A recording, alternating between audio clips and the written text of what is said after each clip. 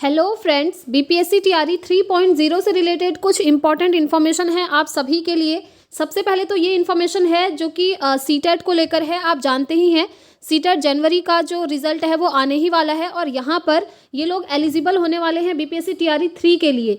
But इसमें भी CTET में भी कुछ स्टूडेंट्स जो कि क्वालिफाई हो भी जाएंगे वो बीपीएससी में एग्ज़ाम नहीं दे सकते हैं। उन स्टूडेंट्स के बारे में अभी मैं आपको डिटेल में बताऊँगी।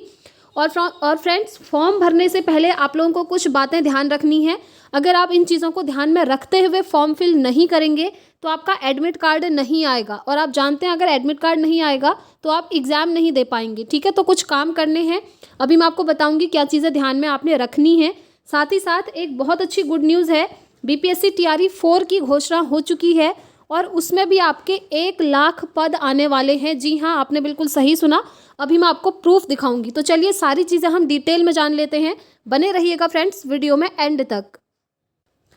तो चलिए सबसे पहले मैं आप लोगों को ये क्लियर कर देती हूँ फ्रेंड्स कि जो स्टूडेंट सीटेट क्वालिफाई कर भी लेंगे वो इस बीपीएससी टीआरई 3 में अपीयर नहीं हो सकते हैं। वो कौन से स्टूडेंट्स हैं, ध्यान से सुनिए क्योंकि ये चीज़ आपको पता होना चाहिए। देखिए सबसे पहले यहाँ पर देखिए, यहाँ पर लिखा है कि मध्य विद्यालय के लिए, यानी कि अगर आप 6 to 8 के लिए अप्लाई करना चाहते हैं बीपीएससी टीआरई 3 में तो आपके पास सीटेट पेपर 2 क्वालिफाई होना चाहिए या फिर बीटेट पेपर 2 क्वालिफाई होना चाहिए। ठीक है, इन दोनों में से एक होना चाहिए।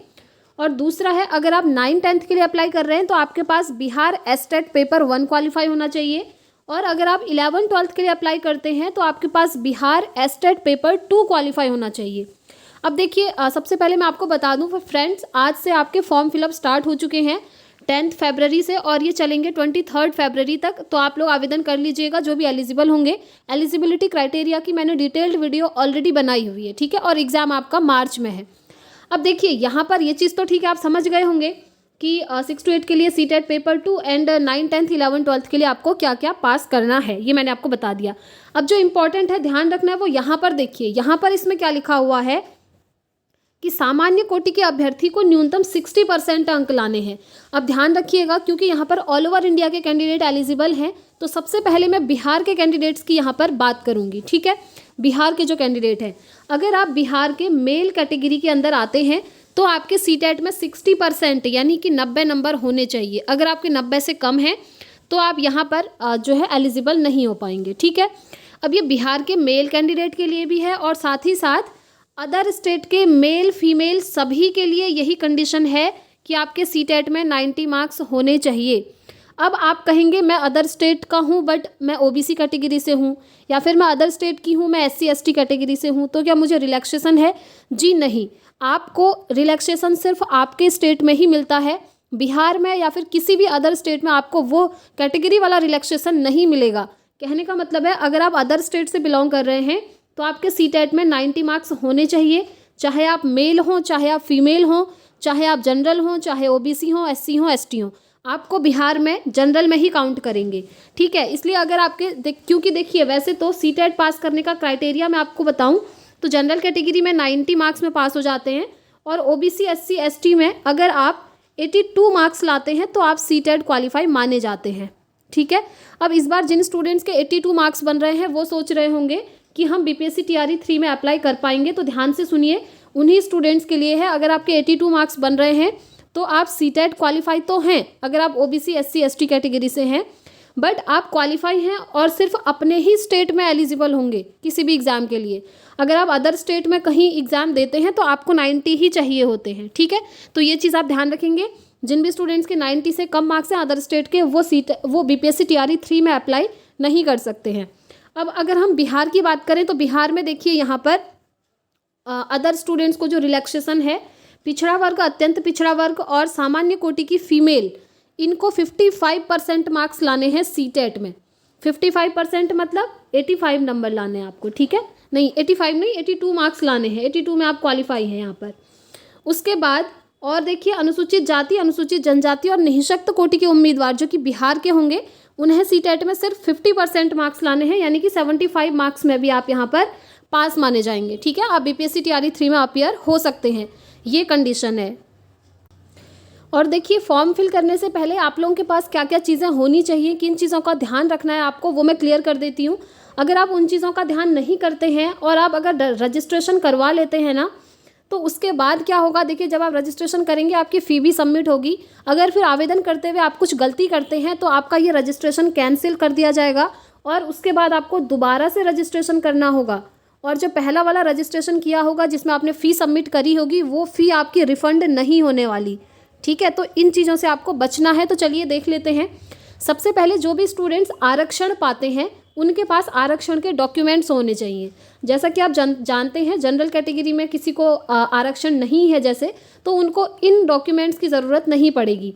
बट जो आरक्षण पाना चाहते हैं उनके लिए ये मेन है। यहाँ पर देखिए, अनुसूचित जाति एवं अनुसूचित जनजाति जो SC ST कैटेगरी के कैंडिडेट हैं उनके पास जाति प्रमाण पत्र और स्थायी निवास प्रमाण पत्र होना चाहिए। पहले से बना के रखिए, उसके बाद ही फॉर्म फिल करना स्टार्ट करिएगा। ठीक है, नेक्स्ट है जो OBC के अंदर आते हैं, पिछड़ा वर्ग, अत्यंत पिछड़ा वर्ग, इनको क्या करना है, क्रीमी लेयर रहित प्रमाण पत्र जमा करना होगा।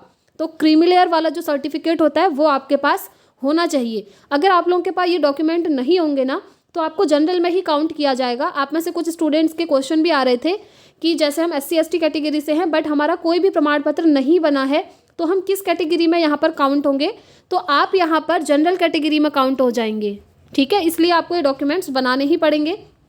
और सबसे बड़ा क्वेश्चन जो कि काफ़ी सारी फीमेल का आ रहा था जिनकी शादी हो चुकी है, तो जो मैरिड फीमेल हैं उनके लिए यहाँ पर कुछ इंस्ट्रक्शन है, ध्यान से देखिए।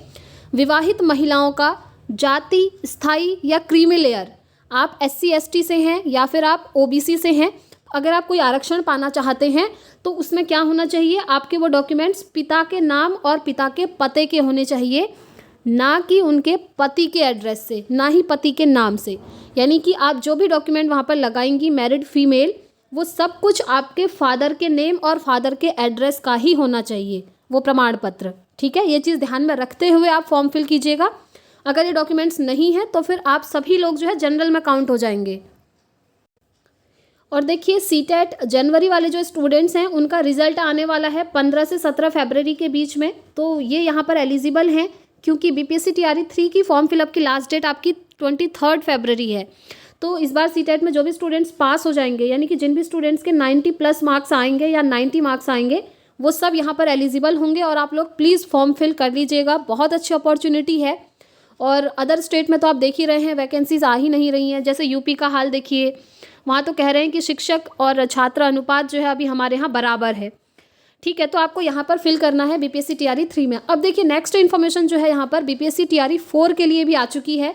TRE 3 आपका मार्च में होने वाला है और TRE 4 आपका अगस्त में होने वाला है। तो जो स्टूडेंट्स इसके लिए एलिजिबल होंगे वो इसे ज़रूर फिल कीजिएगा। ठीक है, तो जो अगस्त में होने वाला है उसके लिए अभी से नोटिफिकेशन आ चुका है कि 1 से लेकर 8वीं कक्षा तक 50,000 अध्यापकों की होगी नियुक्ति। अब मैं आपको क्लियर करवा दूं यहाँ पर कि टोटल 1 लाख पोस्ट कैसे आने वाली हैं। इन्होंने कहा है कि 1 से लेकर 8वीं क्लास तक 50,000 वैकेंसी आने वाली हैं और 9 से लेकर 12 तक 50,000 वैकेंसी आने वाली हैं। तो अगर आप इनको काउंट करेंगे तो 1 लाख ही होगा, है ना। तो टोटल 1 लाख यहाँ पर वैकेंसी TRE 4 में आने वाली हैं। चलिए मैं आपको डिटेल में दिखा भी देती हूँ। देखिए DLED योग्यताधारियों की होगी बल्ले बल्ले, 9वीं 10वीं और 11वीं 12वीं कक्षा के अध्यापक भी होंगे बहाल। तीसरे चरण के परीक्षाफल के बाद आएगी वैकेंसी। जैसे ही जो आपका TRE 3 मार्च में है, 7 मार्च से 17 मार्च के बीच में, उसका रिजल्ट आपका 24 मार्च तक आ भी जाना है, उसकी भी डेट आ गई है। तो 24 मार्च के बाद आपको TRE 4 का नोटिफिकेशन देखने को मिल जाएगा। और साथ ही एक अच्छी खबर है, 45,492 प्रधान अध्यापकों की भी होगी नियुक्ति। अगर आप प्रधानाध्यापक के लिए एलिजिबल हैं तो इसमें ज़रूर अप्लाई कीजिएगा फ्रेंड्स। ठीक है, चलिए हम थोड़ा सा डिटेल में इसको एक बार फटाफट से देख लेते हैं। तो देखिए, राज्य में चौथे चरण में सिर्फ 1 से 8वीं के लिए 50,000 अध्यापकों की नियुक्ति होगी। बहाल होने वाले 1 से 8वीं कक्षा के 50,000 अध्यापकों में 1 से 5वीं एवं 6ठी से 8वीं कक्षा के अध्यापक होंगे। ठीक है, जैसा कि मैंने आपको बता दिया। और चौथे चरण में 1 से 5वीं कक्षा और 6 से 8वीं 50,000 अध्यापक पदों के साथ ही 9वीं और 10वीं और 11वीं और 12वीं कक्षा इनके लिए भी जो है 50,000 वैकेंसीज आ रही हैं। यही सारी चीज़ें यहाँ पर लिखी हैं और कुछ इतना इम्पॉर्टेंट है नहीं। जो भी इम्पॉर्टेंट है मैंने आपको बता ही दिया है। उच्च माध्यमिक विद्यालयों में प्रधान अध्यापकों के 4,974 पद खाली हैं और प्राथमिक विद्यालयों में प्रधान अध्यापकों के लिए 40,518 पद हैं स्वीकृत। तो आप देख सकते हैं प्रधानाध्यापक के भी काफ़ी अच्छे खासे पद इस बार आने वाले हैं TRE 4 में। तो देखिए TRE 3 तो बहुत नज़दीक है, आपका नेक्स्ट मंथ ही एग्ज़ाम है, पूरा 1 मंथ भी आपके पास नहीं बचा है। तो देखिए मैं आपको यही बोलूँगी, आप लोग सेल्फ स्टडी से ही कीजिए अपनी प्रिपरेशन। NCERT SCERTs को आपने फॉलो करना है। सीधा सीधा नोटिफिकेशन में दिया भी है कि पूरा क्वेश्चन पेपर जो है आपका NCERT SCERT से ही बनेगा। इस टाइम पर कोई भी पेड कोर्स लेने की बिल्कुल मत सोचिएगा फ्रेंड्स, क्योंकि इतनी जल्दी आपका सिलेबस कंप्लीट नहीं होगा, क्योंकि GS कितना वास्ट है ये आप खुद ही देख सकते हैं। ठीक है, तो आपको सेल्फ स्टडी ही करनी होगी। और जो अगस्त में देने वाले हैं एग्ज़ाम, उनके पास फिर भी अच्छा खासा मौका है, वो अभी से डिटेल में बेसिक से चीज़ें पढ़ सकते हैं। और देखिए CTET और STET वालों के काफ़ी कमेंट आ रहे थे, तो CTET का तो मैंने बता दिया कि रिजल्ट आपका आ जाएगा BPSC के फॉर्म फिलअप से पहले। बट जो STET अपीयरिंग कैंडिडेट हैं उनके लिए इन्होंने बोल दिया कि STET अपीयरिंग को इस बार मौका नहीं मिलेगा, ये भी TRE 4 में ही ट्राई करेंगे। ठीक है, अभी फ़िलहाल यही इन्फॉर्मेशन है, बट इन्हें ऐसा करना नहीं चाहिए, क्योंकि STET भी तो आपका मार्च में ही होना है और मार्च में ही BPSC का भी है। तो स्टूडेंट्स द्वारा मांग भी चल रही है, देखते हैं फाइनली डिसीजन क्या आता है। तो जो भी इन्फॉर्मेशन रहेगी फ्रेंड्स आपको यहाँ से बता दी जाएगी। इसलिए चैनल पर अगर आप पहली बार आएँ तो प्लीज़ चैनल को सब्सक्राइब करके बेल आइकन प्रेस कर लें, ताकि आने वाली वीडियोस की नोटिफिकेशन आपको मिलती रहे। इस वीडियो में इतना ही रखते हैं फ्रेंड्स, मिलेंगे नेक्स्ट वीडियो में। Thanks for watching.